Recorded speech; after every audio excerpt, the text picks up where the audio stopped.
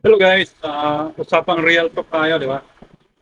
Ang buhay ng tao parang parang ruleta. Habang pinaikot ang pinaikot, huwag mo nga antayin na tatama sa jackpot. Kailangan habang umikot ang ruleta ang buhay mo, magsikap ka, hanap ka ng magandang trabaho. Maraming umasinso dahil sa kanilang kasipagan. Gaya na lang ng nangyari nito ni walang iba si Diwata. Pinag-uusapan ngayon sa social media. At in fact, maraming personalidad na gustong tumulong. In fact, may tumulong na. At milyon isang binibigay sa kay Diwata, di ba? Napakaswerteng taong ito. At hindi ko naman sinasabi against ako sa nagbigay o binigyan si Diwata. Masaya ako sa nangyari sa kanya at saka mga nagbigay din. Siyempre, deserve nilang magbigay sa kapwa dahil nakaangat na sila sa buhay. At si Diwata din, naghihirap din, galing sa hirap, nagsipag, dahil sa kanyang kasipagan. Ito na nangyari, sumikat ang kanyang Paris overload. Kaya yan ang dinadayo ng mga tao, kababayan natin. At siyempre, parang celebrity na ang dating ni Diwata. Okay, balik tayo sa topic natin, ang ating buhay, life. Hindi natin alam kung anong takbo sa kinabukasan natin, kung anong pagiging makakarating tayo saan-saan. Diba? Kailangan maging ano lang tayo, maging totoo sa buhay. Huwag tayong mangapak sa kapwa, huwag tayong manlamang. Ganun lang. Lumaban lang tayo ng patas, yun ang pinaka-the best. Sa mga tumulong naman kay Diwata, sinasabi ko kanina, deserve nyo tumulong dahil nga meron kayong nakaangat na kayo sa buhay. Pero sa mga tutulong pa, sana, challenge ko kayo. Hindi kasama ako, wala pa naman akong kinikita, di ba? Ano pa lang, hindi pa naman sikat eh. Ako lang nagsasabi lang ng real talk lang. Sina-challenge ko kayo guys, yung mga personalidad na mga mayaman na gusto kong magbigay. Sana bisitahin nyo ang Payatas. Marami tayong pamilya dyan na pwede nating tulungan. Yung pira nyo, kahit di naman idaan natin sa social media, at least si Lord nakatingin sa inyo. Bibigyan pa kayong maraming blessing. Sana bisitahin nyo ang Payatas. Maraming tao dyan. Hindi lang sa Payatas. Ikutin nyo ang buong Pilipinas. Maraming pamilya na nangangailangan ng tulong. Sa mga milyon-milyon na ibibigay nyo kay Diwata. Si Diwata kasi baga enough na yung naitulong nyo kay Diwata kasi si Diwata ayon sa aking search, kumikita na ito yung Paris load niya, yung parisan niya, kumikita na ng 100K a day.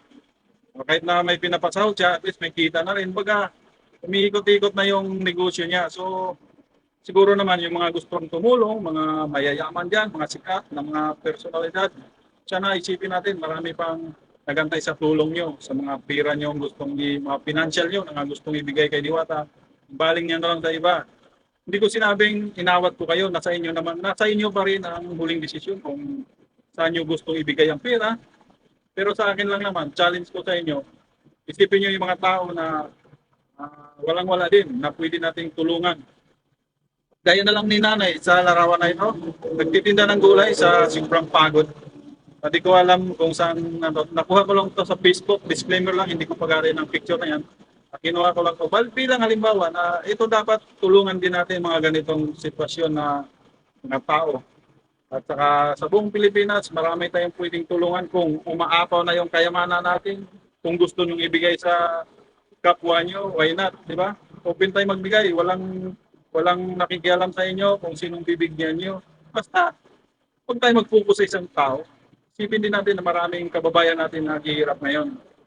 Umikot tayo sa Pilipinas, gamitin nyo yung mga magagarang mga sasakyan nyo, mga helicopter ba yan, mga kotse nyo, mga limousine, gamitin nyo yan, umikot kayo at pamimigay kayo. At siyempre, kailangan ng seguridad nyo, nasa inyo na yan. Magdala kayo ng mga bantay para may bantay sa inyong kaligtasan, di ba? At ang pinakalabis dyan, makipag-coordinate kayo kung saan kayo pupuntang mga lugar. Meron tayong mga PNP dyan, mga barangay, kailangan kung meron kayong abot na mga grasya, ayuda doon sa mga barangay na nasasakupan na gustong abutan nyo. Ang akin lang naman ay mamulat ng ating mga kababayan na mga sikat, mga vlogger, mga mga negosyante na ang focus nila is si Diwata lang. Hindi ko sinasabing inawat kayo sa pagbigay kay Diwata.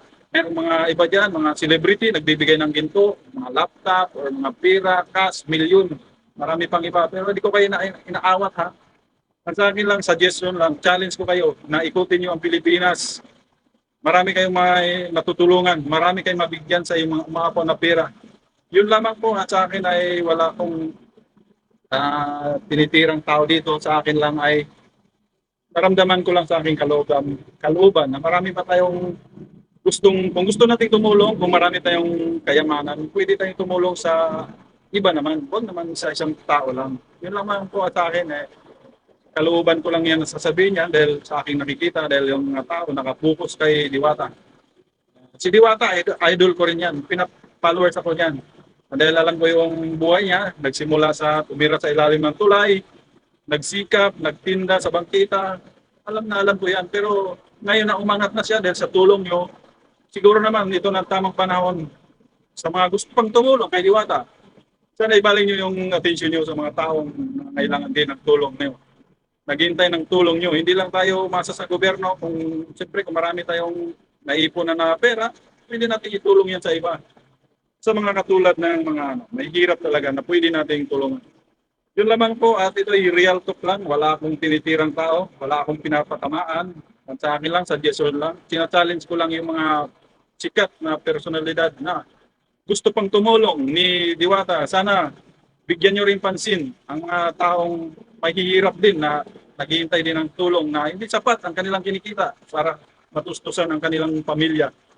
At sana po nakapag-isip kayo sa content na sa video na to.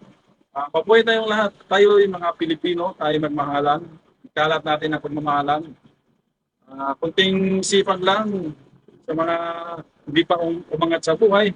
Kailangan natin doble sipag. At sa mga nakaako na, nasa mataas na posisyon o nakaangat na sa buhay, isipin din natin na marami tayong maitulong sa kapwa natin.